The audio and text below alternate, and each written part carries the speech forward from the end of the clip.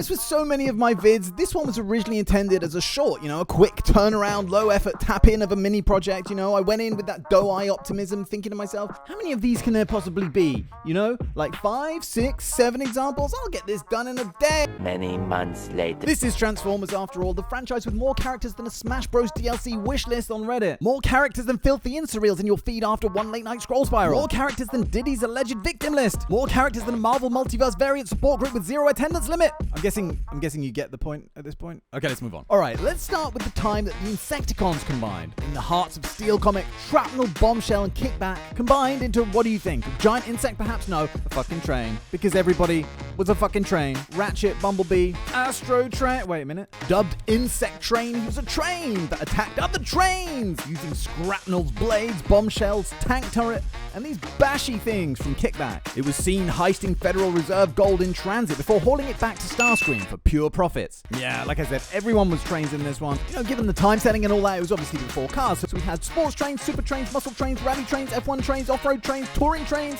Anyone else find trains really boring? It's like someone sapped all of the adrenaline out of a fucking roller coaster. Like, I watched a video the other day on weaponized trains, and I was like, what the fuck is the point? A vehicle that couldn't possibly be more conspicuous, couldn't possibly be easier to evade, predict, or sabotage. Why? I will tell you why. Oh, bless him. Bumblebee's had a bunch of combiners over the years too. B-Side was a combination of Bumblebee and Sideswipe from the RID mobile game. Bumble Arm was the combination of Bumblebee and Strong Arm, made possible through a combination of DNA-altering radiation and mad minicon science. This one was in the RID cartoon. There was also Bumble Grim. That was a toy-only combo, I believe, of Bee and Grimlock. And the same applies to Bumble Swoop.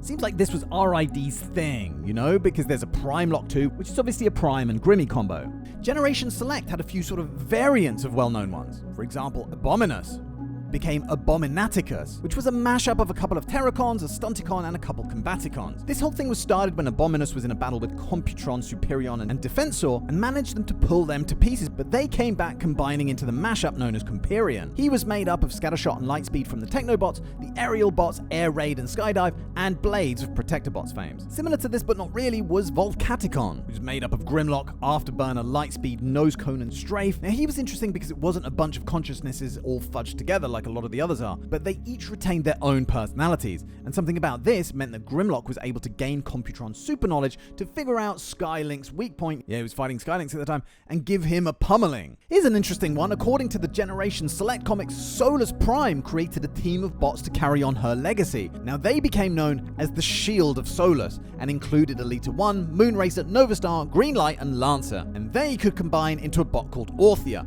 who could apparently, just like Solus, forge weapons. I guess really big ones. She didn't seem all that powerful though, as Blot fired some ooze at her and basically she fell to pieces. Heatmark was from RID, and even though he was in 2 episodes, I completely forgot he existed. He was made up of Slashmark and Heatseeker. If I wasn't making this video, he would be completely erased from my mind. And that's mainly because he didn't really do anything. Both times he combined, Motormaster showed up and told him to shut the fuck up, basically. Yay, I've combined. You know what I'm gonna say. Shut the fuck up? Yeah, shut the fuck up. Drag Break, too, very much in the same mold. The combination of Drag Strip and Wild Break. Drag Break managed to take on Bumblebee and Sideswipe pretty good, wielding a Decepticon Hunter as a hammer. But again, completely forgot about that one. There's no forgetting Reedman. He was pretty distinctive, wasn't he? No forgetting him. But I do keep forgetting that he is a combiner, made up of hundreds of tiny little Spheribots, who get wretched up by Ravage like a bunch of steel furballs. One from Dreamwave now, and Slam Dance, made up of Grand Slam and Rain Dance. 2 of Blaster's cassette bots. He was a journalist, documenting the period of peacetime known as Pax Cybertronia after the end of the Dark Ages, and the Truce's destruction at the hands of Starscream and Megatron. He was nearly killed in the process and ended up falling into a deep underground chamber, discovering what he referred to as the sentient core of Cybertron. At least that's what he thought it was. I'm not sure it's ever confirmed. Then we have Battle Gaia from the Japanese Gen 1 continuity that can consciously rearrange itself into new formations in response to certain situations. So he has all these different setups to enhance, for example, his firepower or his flying prowess, whatever the situation requires. Then in the Marvel comics, there was this superhero called Circuit Breaker, who, let's face it, is most memorable because she wears next to nothing. Well, she not only had the ability to fly and stuff, but she was clearly an engineering genius because she made her own battlesuit made up of like 20 bots that she could either pilot or set it to pilot itself.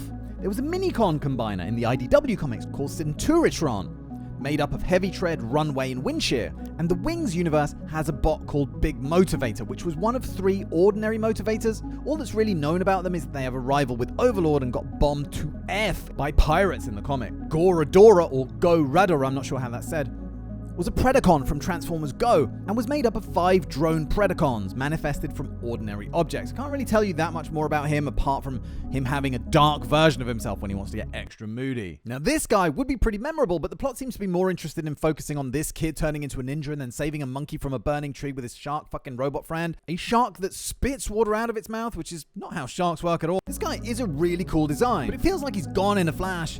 One we should spend a little bit more time on though is Thunder Mayhem. Thunder Mayhem is what happens when you take Bludgeon, Needle Nodes, Garbage, Spinister, Windsweeper, a matrix of malice born from a living weapon, and generally a bunch of hideous experimentation from not one crazed con scientist, but 2, to produce a killing machine which is nearly unrivaled in its ferocity, brutality, and savagery. This thing was so powerful that it rampaged across planet Cybertron, tearing up both bots and cons, and beat Bruticus, Superion, Defensor, and Menasor, who got blasted to shreds by one of Thunder Mayhem's OP weps. He took on Victorion and Compitron, who fared better, mainly because Compitron had been powered up by the power of the underbase, but still Thunder Mayhem came out on top. And what's worse is that he'd taken Optimus prisoner and was forcing him to watch the whole thing from a ship hovering nearby. The rampage caused such devastation that even Megatron had to flee with some of his troops, decreeing that was the only way to preserve con culture. Wows. The slaughter he'd just witnessed left Optimus broken and hopeless, so Thunder Mayhem released him to see more of the devastation for himself. Like, get out there and taste it. And even gritty Wrecker Impactor couldn't snap him out of it. Thunder Mayhem teamed up with Ramjet and started devastating Earth cities. And it wasn't until the Wreckers combined into Wreckage, along with some help from some brainy humans, that Thunder Mayhem got a hole tore in his chest, exposing the matrix of malice that was then targeted by everyone and their grandmas that the Combiner was finally brought down. So here's where we talk about Wreckage. As I said, this guy came into being when Thunder Mayhem forced the bots and the cons into an alliance, so he was made up of members of both factions, basically anyone that survived the massacre. So Toxitron, Off-Road, Counterpunch, Alpha Bravo, and Fractal were his component bots. Pretty eclectic roster of bots there. Scientist Fractal studied the Matrix of Malice and managed to make a green energon, and kept a canister of it inside Toxitron's body to use when the time was right. Upon testing the process, the Combiner slaughtered his way through a huge hive of mechanibals, and they found the Combiner's appetite for wanton destruction hard to control. And he even turned on Impactor, ignoring his commands completely. It wasn't until the component bots started mentally screaming for him to stop that Wreckage disengaged. The whole process left Alpha Bravo with severe psychological issues, and he vowed to never let the Combiner reform again. And the best way to do that was to kill one of the other component bots, his friend, Off-Road. Toxitron found out about it, so he killed Alpha Bravo in retaliation. And so the 2 life-impaired bots had to be replaced by Bluestreak and Impactor himself. And probably because of the addition of Impactor, Wreckage became much easier to control, so they headed to Earth to bring Thunder Mayhem's rampage of terror to a halt. Anyway, moving on, there was Galvatronus from the IDW comics. I spoke about him a couple of times, so I don't feel he's that obscure, but the one I keep forgetting about is the Galvatronus from Robots in Disguise. I keep forgetting that he's a combiner, being a combination of Cyclonus, Cyberwarp, Skyjack, Treadshot, and Riot Gear. And I think the reason my mind keeps erasing this guy is because it just gets mixed up with Megatronus, which is just much more of a stronger presence. Then there's Tripredacus, which I horribly mispronounced as Tripredacus in my other combiner vid, and boy did the comments let me know about it. I think this is the one I had people saying that I wasn't a real Transformers fan because I mispronounced it, which is funny because I mispronounce things literally all the time. Plus, I'd just been reading about this guy, Tripledacus. But yeah, looking back, Tripredacus sounds pretty funny. Anyway, this one was featured in a tech story called Beast Wars Uprising, which detailed how it used tech stolen from the Miximals to merge Ramhorn, C-Clamp, and oh, here we go, Cicadacon, well, let's just go with that, whatever the fuck.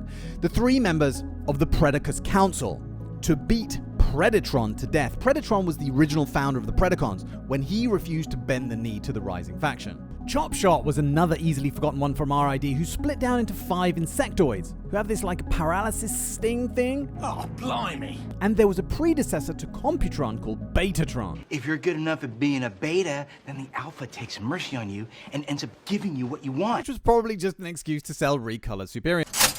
Yeah, the cassette bots had this sort of subgroup called the Dino Cassettes. Noise and Graphy, who would form Decibel, and Dial and Zor, who had formed Legout. Apparently these dudes were somewhere in the Headmaster's continuity, but Decibel was also in the IDW comics, seen on an alternate version of the Lost Light called The Last Light from the Functionist universe. It's mentioned that he has shoulder-mounted fire blasters that can generate heat up to 9 billion gazillion degrees, 9,000. Then there was the G.I. Joe crossover, where Megatron captured the Matrix of Leadership, fused it with his black hole spark, used that to manipulate Primus and ordered him to destroy Earth, and corrupted Vector Sigma, killed Grimlock, wore his head around on his fist like some kind of fucked up trophy, and tried to consume our sun.